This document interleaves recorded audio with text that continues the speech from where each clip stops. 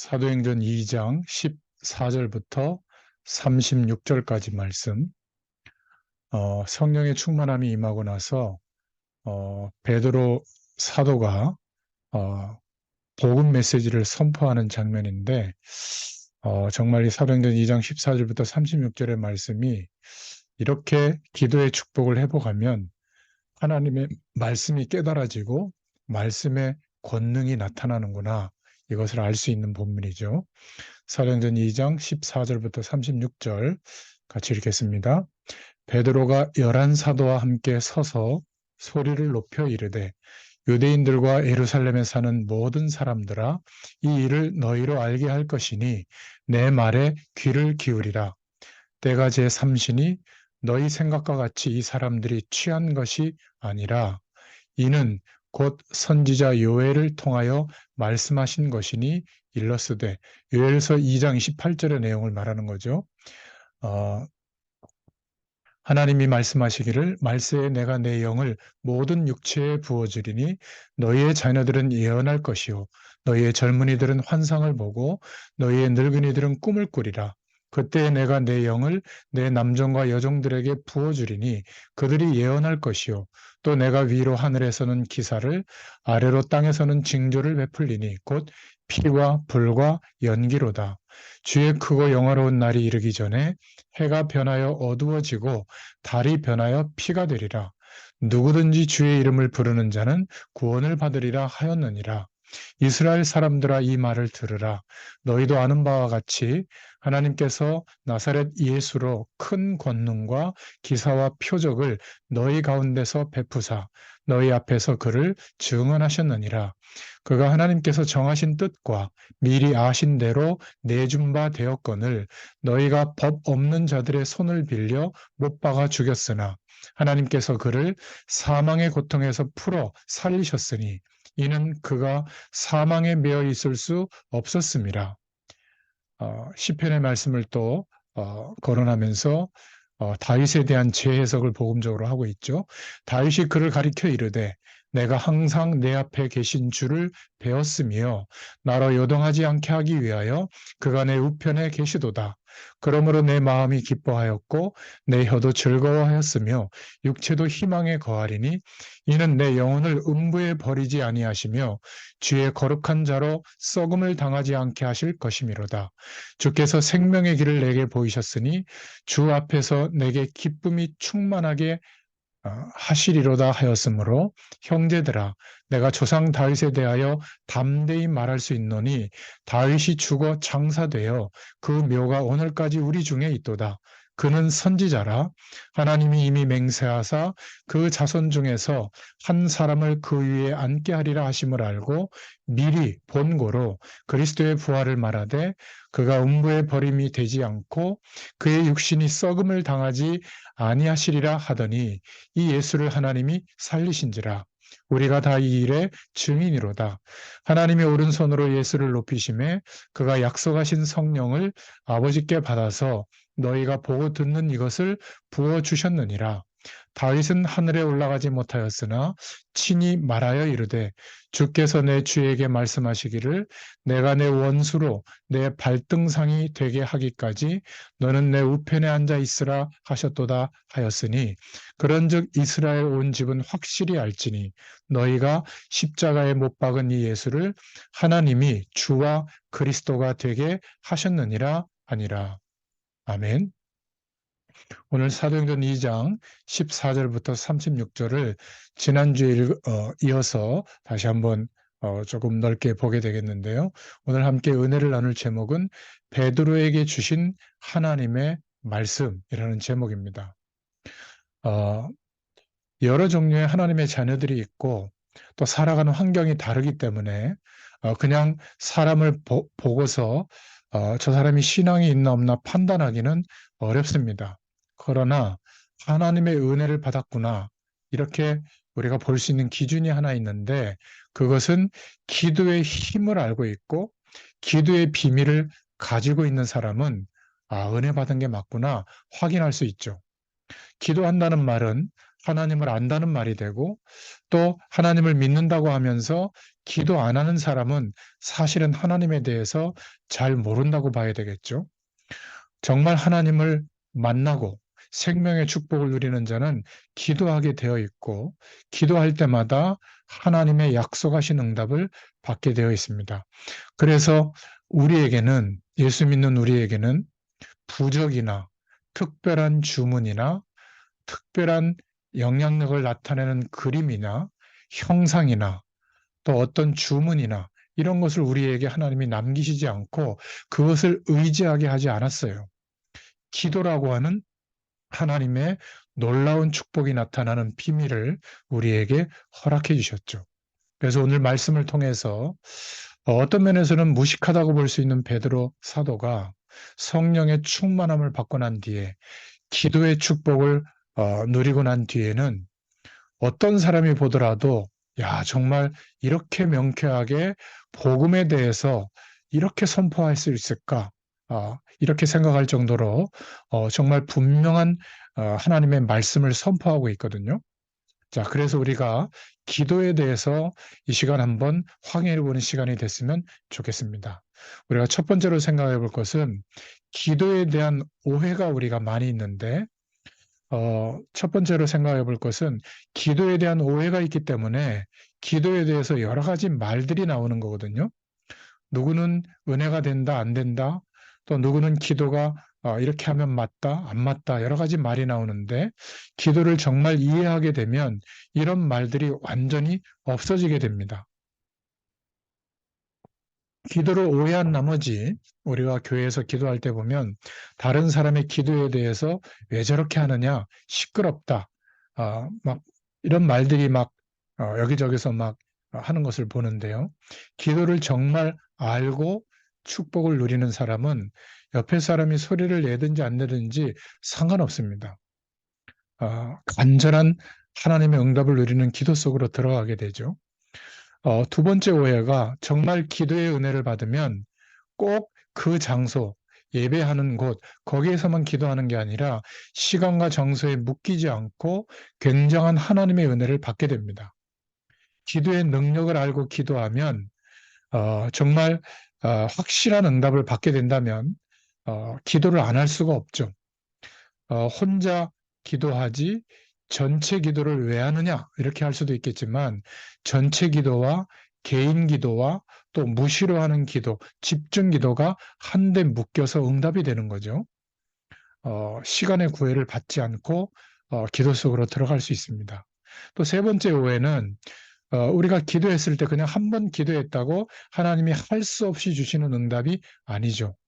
먼저 하나님과 나와의 영적인 관계가 회복되는 것이기 때문에 하나님이 허락하신 전체가 모여서 하는 기도, 또 어떤 특정한 사건을 두고 하나님 앞에 특별히 하는 기도, 또 내가 개인이 하는 기도, 또 늘 오고 가면서 무시로 하나님을 향하여 드리는 기도, 이런 것들이 연결이 돼야 응답이 되는 겁니다. 그래서 기도를 간단히 이런 것이다 쉽게 말할 수가 없는 거죠.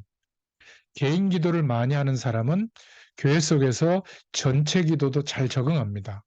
또 교회 속에서 또 공동체 속에서 전체 기도를 잘 하는 사람은 개인 기도도 잘 하죠. 어, 정말 운동에 대한 어떤 그 맛을 본 사람은 어디서나 운동합니다. 체육관에서도 하고 일 속에서도 하고 삶 속에서도 하게 되죠. 뭐 좋은 비유는 아니지만 술꾼들은 아무 데서나 술 잘 마십니다. 술만 있으면. 또 춤을 좋아하는 사람들은 아무 데서나 춤을 잘 춥니다. 특별한 장소가 정해져야만 하는 게 아니죠. 어디서든지 잘 되고 어디서든 안 되고 이런 게 없어요. 마찬가지로 기도의 비밀을 아는 사람은 언제 어디서든지 하나님께 기도하기를 좋아합니다. 어떤 기도는 잘 되고 어떤 기도는 잘 안 맞아서 안 되고 그렇게 될 수가 없는 거죠. 그것은 기도에 대해서 오해를 하고 있기 때문에 그렇습니다. 기도는 사람에게 하는 게 아니라 하나님께 하는 것이므로 은혜 받으면 상관없게 됩니다. 너무너무 기도하고 싶죠. 무시로 기도하는 사람은 보면 알아요. 기도하는 시간이 나에게 가장 큰 하나님의 평안과 하나님이 주시는 안식을 얻는 시간이고, 또 우리의 모든 삶 속에 하나님의 계획을 발견하는 시간이기 때문에 늘 하나님을 바라보는 중심으로 살아가게 되어 있습니다. 그래서 기도는 어마어마한 하나님의 능력을 나타나는 것이기 때문에 기도에 대해서 너무 오해를 하고 있는 부분을 먼저 풀어야 됩니다. 자, 우리가 두 번째 오늘 말씀을 통해서 확인해 볼 중요한 내용은 기도 안에서 우리의 할 일을 깨닫게 된다는 겁니다. 예레미야나 히스기야나 에스더를 살펴보면 거짓 선지자와 왕을 예레미야가 무엇으로 이겼죠? 하나님이 시위대 뜰에 갇힌 예레미야를 보고 너는 내게 부르짖어라. 내가 내게 응답하겠고 내가 알지 못하는 크고 비밀한 일을 보일 것이다. 어, 이 사실을 깨닫고 거짓 선지자와 또 왕을 넘어서는 하나님의 축복을 나타냈던 에레미야의 응답을 누렸습니다. 또 위기를 극복했던 히스기야 왕이 뭐라고 기도했죠?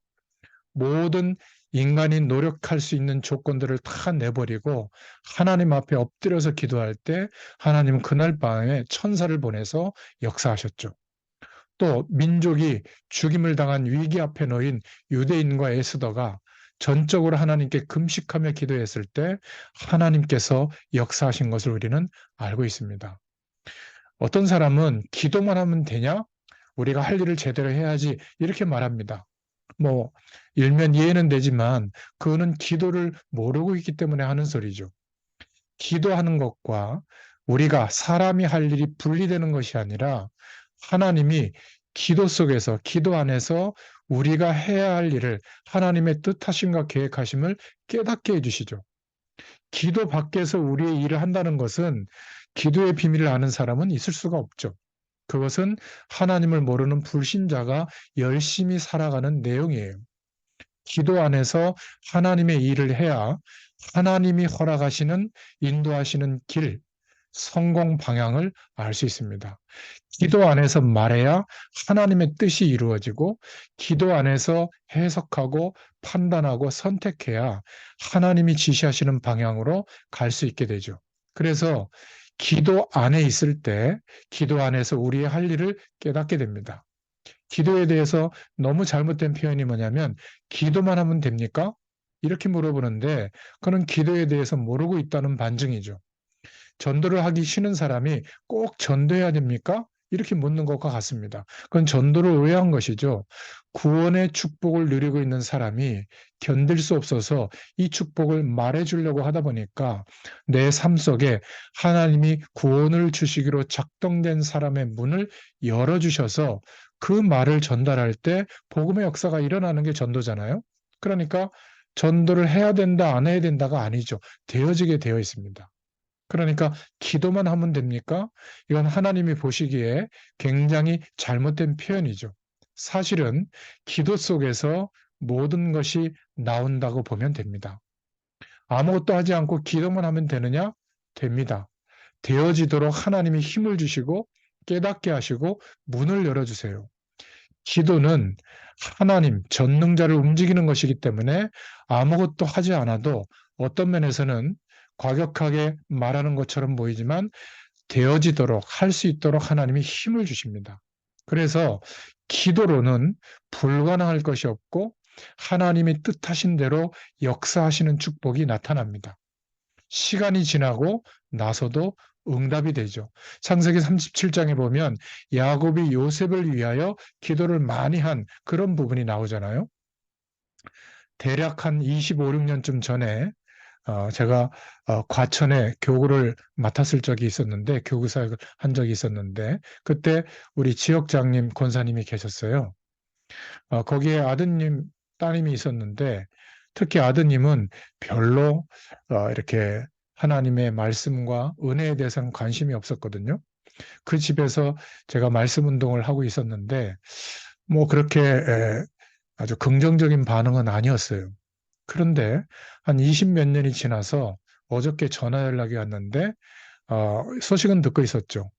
복음 속에서 하나님이 은혜를 주셔가지고 신학교를 가고 이제 이 전도운동하는 그 교회의 강도사님으로 지금 계시는데 다민족 사역을 하고 있고 막 그런 소문을 들었거든요. 그 어머니를 통해서. 근데 어제 연락이 와서 오늘 만난 겁니다. 자, 만나서 대화를 했는데 마치 현장에서 이렇게 말씀 운동을 오래 하면서 세워져서 영적 교류가 되는 사람처럼 복음과 전도와 선교에 대해서 그것도 세계복음화에 대해서 너무 하나님이 세우셔서 또 저도 세우시고 그 강도사님도 세우셔가지고 정말 마음과 뜻이 통하도록 전문 현장과 선교 현장을 두고 또 다민족 현장을 두고 하나님이 하실 일들을 나누게 됐거든요. 20여 년 동안 뭐 영적인 교류가 없었지만 기도의 배경 속에서 그 어머니의 기도와 또 그 가정에서 자녀들을 위해서 기도했던 그 기도가 시간이 지나고 나서도 응답이 되는 것을 오늘 제가 2시간 동안 만남을 가지면서 확인을 했습니다. 얼마나 감사했는지 몰라요. 여러분, 이렇게 기도하면 됩니다. 당장은 별다른 일이 보이지 않는 것 같지만 하나님은 반드시 하나님의 언약을 붙잡고 기도하는 기도는 응답하도록 역사하십니다.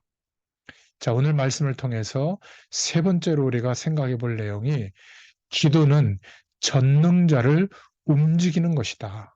꼭 약속으로 붙잡기를 바랍니다. 이사야서 62장 10절 12절에 나와 있거든요.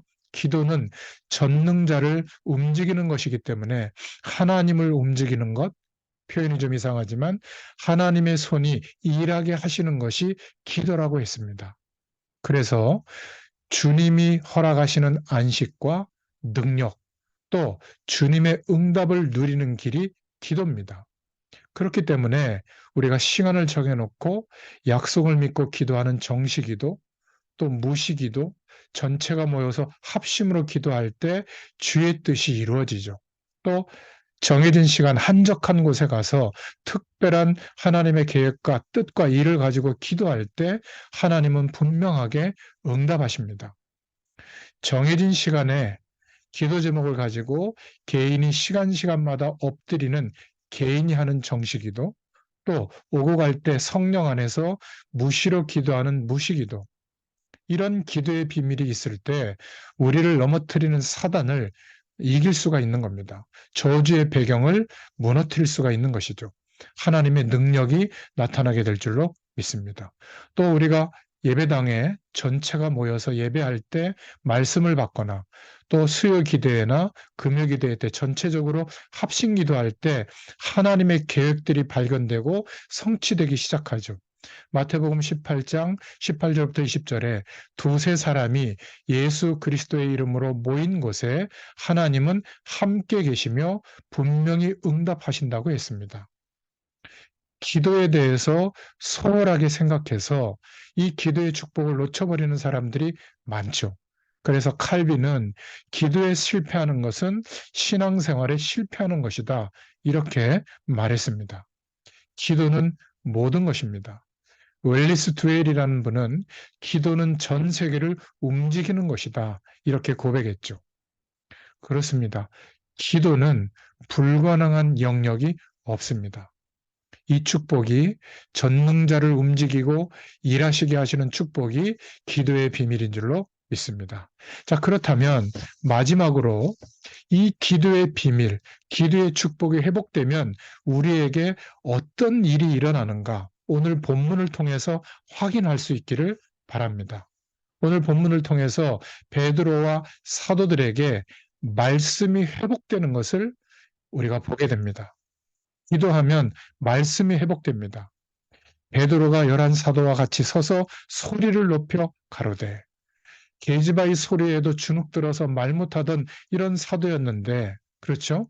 성령의 충만함, 기도의 비밀을 누리고 난 뒤에 기도의 축복을 가지고 난 뒤에 이들은 달라졌습니다. 유대인들과 예루살렘에 사는 모든 사람들아 이 일을 너희로 알게 할 것이니 이 성령의 충만에 대해서 기도의 비밀에 대해서 알게 할 것이니 내 말에 귀를 기울이라. 이러면서 구약의 요엘서를 인용하면서 2장 18절을 인용하면서 말하고 있죠. 내 말에 귀를 기울여라. 하나님의 말씀을 읽을 때, 들을 때, 예배할 때에 하나님이 나에게 이런 분명한 말씀을 언약으로 주셨구나. 이렇게 생각이 든다면 그게 바로 응답받고 있는 중인 거예요. 예배드려도 기억나거나 신앙생활 하는데 나의 하루하루를 인도받을 수 있는 말씀이 내게 언약으로 붙잡아지지 않고 있다면 그거는 그냥 형식적인 종교인의 영역 속에 있다고 볼 수 있는 겁니다. 그래서 우리가 첫 번째로 기도할 때 하나님은 가장 알맞은 적절한 말씀을 우리에게 허락하십니다. 하나님이 내게 어떤 말씀을 주시는가를 깨달을 때 은혜를 받게 되죠. 성경 말씀은 우리 각자에게 주신 것이지 누가 누구를 가르치라고 주신 목회자의 전유물이 아니에요. 또 누구를 훈련시킨 도구도 아닙니다. 성경은 하나님의 말씀이기 때문에 성경 말씀을 읽고 묵상할 때, 또 설교했던 말씀을 듣고 묵상할 때 반드시 하나님께서 성령으로 주시는 답이 나오게 되어 있습니다. 나에게 지금 가장 적절하고 알맞은 말씀으로 응답하십니다. 기도할 때 이런 일이 일어나죠. 그래서 기도의 힘을 잃어버리면 어떻게 되죠? 두 번째로 방황하게 됩니다. 구약의 히스기야 임금은 18만 5천 명의 아수르 군대가 쳐들어왔을 때 너무 당황한 나머지 자기가 왕으로서 하나님 앞에 기도해야 될 본분을 잃어버리고 모든 수단을 동원해서 특히 그 아수르 나라의 화친을 청하죠. 사신을 보내가지고 열왕기하 18장 14절에 보니까 히스기야 왕은 이미 기도의 힘을 잃어버렸다고 했습니다. 여러분, 우리도 마찬가지죠. 기도의 힘을 잃어버리고 살고 있으면 성령의 감동을 못 받기 때문에 어쩔 수 없이 우리도 모르는 사이에 여러분 자신의 본능의 의지에서 판단하고 결정하게 돼요. 그렇게 노력하게 돼요. 거의 다 내게 이익이 되냐 안 되냐 그쪽으로 갈 수밖에 없죠. 특별히 나쁜 건 아니지만 기도의 힘을 잃어버리면 하는 수 없이 하나님 말고 주의 말씀 말고 성령의 역사하심 말고 다른데 의지해서 힘을 낼 수밖에 없어요. 겉으로 표시나진 않지만 이미 그 마음의 중심이 하나님과의 문제가 생긴 거죠. 히스기야 왕 결국 최후의 방법으로 성전 안에 있는 벽에 기둥에 금과 은을 뜯어다가 왕에게 아수르 왕에게 보내서 화친을 맺으려고 하지만 저기 저렇게 황금이 많이 있어 오히려 더 침략의 빌미가 되죠. 세상적인 방법을 아무리 동원해도 결국은 안 돼서 나중에는 히스기야 왕이 아수르 말고 그 옆에 있는 강대국 아수르 옆에 애굽에 가서 살려달라고 애원하는 막 방황하는 모습들을 보게 됩니다. 그런데 히스기야 19장 14절에 세 번째 우리가 붙잡을 내용입니다. 기도하기 시작하면 하나님은 우리를 회복시킵니다. 히스기야 왕이 엎드려 기도하는 장면이 열왕기하 19장 14절에 나오죠. 전쟁 선포, 선전포고문을 하나님 앞에 놓고 그날 밤에 히스기야 왕이 하나님 앞에 엎드려서 간절히 기도합니다. 그런데 즉각 그날 밤에 응답이 오게 되죠. 열왕기하 19장 20절에 보면 어젯밤 여호와의 말씀이 내 기도를 들었으니 염려하지 말라. 이러면서 천사 한 명을 보내고 역사하는 장면이 나옵니다.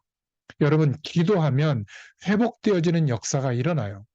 좀처럼 히스기야 왕에게 찾아오지 않던 그때 이사야 선지자가 이 왕에게 찾아와서 꽉 막혀 있던 하나님의 말씀을 전달하게 되고 회복되어지게 되는 겁니다.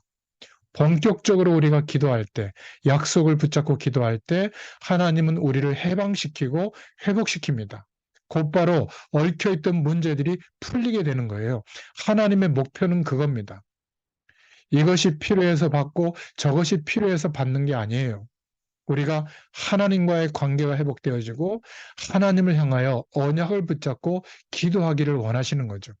초대교회가 약속을 붙잡고 성령 충만의 약속을 붙잡고 기도할 때 가장 먼저 주신 응답이 뭐죠? 말씀이 임하고 전부터 언약되어졌던, 예언되어졌던 말씀이 풀리기 시작하는 겁니다. 확실한 답을 주고 있는 거죠. 그때 내가 내 영을 내 남종과 여종들에게 부어주리니 그들이 예언할 것이다. 사도행전 2장 18절에 말하고 있잖아요. 그것은 2장 17절에 요엘서 2장 18절을 다시 한번 확인한 말씀인데, 하나님이 말씀하시기를 말세에 내가 내 영을 모든 육체에 부어줄 것인데 너희의 자녀들은 예언할 것이고 너희의 젊은이들은 환상을 보게 될 것이고 너희의 늙은이들은 꿈을 꾸리라. 그 연약했던 초대교회가 성령의 충만함을 입고 나니까 예일서에 예언되어졌던 그 말씀이 성취되어졌잖아요. 사도 베드로가 이것을 지금 설명하고 있는 겁니다. 그러면서 2장 25절부터 31절에는 이스라엘 백성들이 알고 있던 다윗, 능력의 왕이고 전쟁에서 이겼고 또 막 성전을 건축하기 위해서 모든 것을 준비했고, 막 다윗 임금 그러면 이스라엘 사람들은 대단한 왕으로 기록하고 있거든요. 알고 있습니다. 그런데 베드로는 다른 각도로 다윗을 복음조로 오늘 설교하면서 재해석해서 선포하는 거예요. 다윗이 앞으로 오실 자기의 자손 중에서 한 사람을 그 위에 앉히게 하리라 하심을 알고 미리 본고로 그리스도의 부활을 말하되 그가 음부의 버림이 되지 않고 그의 육신이 썩음을 당하지 아니하리라 하더니, 왜 다윗이 축복을 받았냐? 오실 메시아 그리스도를 미리 보고 그 약속을 붙잡고 항상 앞에 그리스도의 축복을 누렸던 인물이다. 그래서 하나님이 다윗을 축복한 거다. 이렇게 선포하고 있는 겁니다. 어떻게 알았을까요? 모든 사람들이 대단한 왕으로만 알았지, 그리스도를 미리 오실 것을 알고 그 그리스도를 누렸던 사람, 부활할 것을 누렸던 사람, 그 약속을 붙잡고 응답받았던 다윗으로 말하고 있는 겁니다. 이렇게 말씀을 회복시켜주고 있는 거예요. 여러분, 우리가 본격적으로 기도하기 시작할 때 그런, 여러분, 은혜가 없습니까? 성경을 읽다가 하나님의 말씀을 듣다가 무릎을 칠 정도로 아, 그렇구나. 아, 맞습니다. 이렇게 깨달아져서 믿어져서 감사해져 본 적이 없습니까? 저는 많아요. 바로 그때가 하나님이 은혜를 주고 계시는 때요. 우리가 하나님의 은혜를 받고 있는 중이거든요. 성경을 읽는데, 예배를 드리는데, 말씀을 듣는데 수면제 먹은 것처럼 자꾸 잠이 와서 은혜를 못 받았던 체험도 해봤을 겁니다. 어떤 사람은 잠이 안 올 때 잠자기 위해서 성경을 본다고 하는데 그건 은혜 못 받고 있다는 증거죠. 성경을 읽다가 너무 은혜가 돼서 잠이 안 온다. 사실 이런 사람이 정상이에요. 이런 사람은 기도의 비밀 속에 있는 사람입니다. 히스기야 왕이 자기의 왕권을 의지하고 힘주고 잘 나가던 시기에는 말씀과 기도가 끊어졌죠. 그때 선지자의 배경도 끊어진 겁니다. 그러다가 어려움을 겪게 되고 요지부동하는 어려움을 당하게 됐죠. 지금 우리나라 군대의 3분의 1 숫자인 아수르 군대 18만 5천 명이 쳐들어오니까 꼼짝 못하게 된 겁니다. 이때야 비로소 히스기야 왕이 기도하기 시작한 겁니다. 하나님은 그때 하나님이 말씀을 회복시켜 주신 거예요. 그래서 어떤 결과가 왔죠? 네 번째로 선지자와의 관계를 회복시켜 주신 겁니다. 우리가 주의 종과의 관계, 또 현장의 전도자들과의 관계, 또 우리가 복음받아야 될 사람들과의 관계, 이런 관계를 회복시켜 주시는 때가 언제냐? 기도가 회복될 때.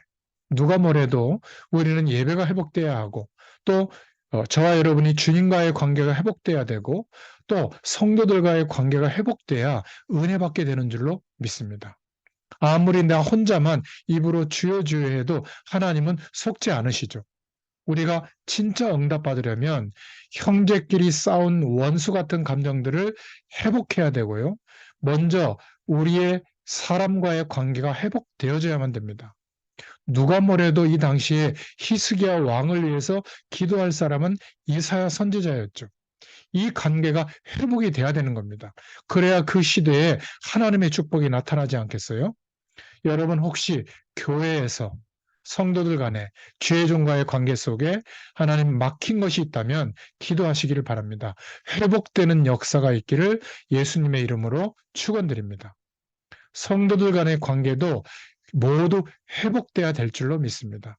사랑으로 회복되고 서로 위로해줘야지. 그렇지 않으면 기도할 때 오해가 되죠. 오해달만 일만 자꾸 생겨요. 그러면 은혜 받아도 오해가 되고 힘이 자꾸 빠지는 겁니다.